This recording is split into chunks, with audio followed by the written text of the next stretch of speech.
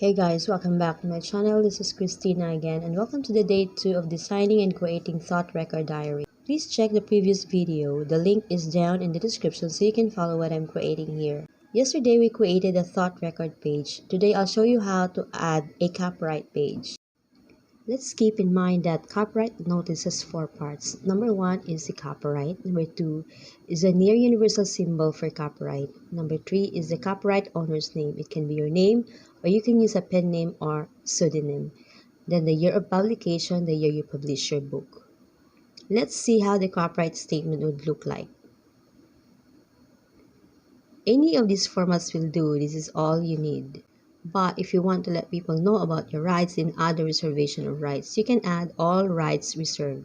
But if you'd prefer to be more clear, you can write like, all rights reserved, no part of this book may be reproduced in any form or by an electronic or mechanical means, including information storage and retrieval systems without permission. And finally, it would look something like this.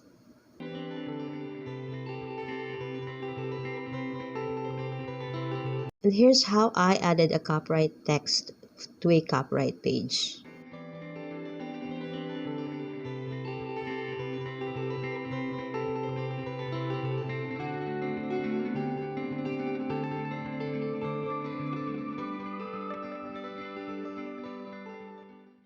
By the way, if you don't have a Canva account yet, you can sign up to Canva.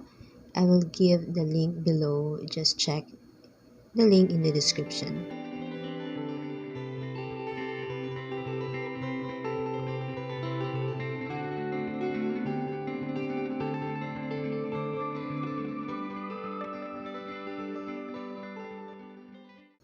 You may copy the copyright text, see the link below, customize it to fit your specifications.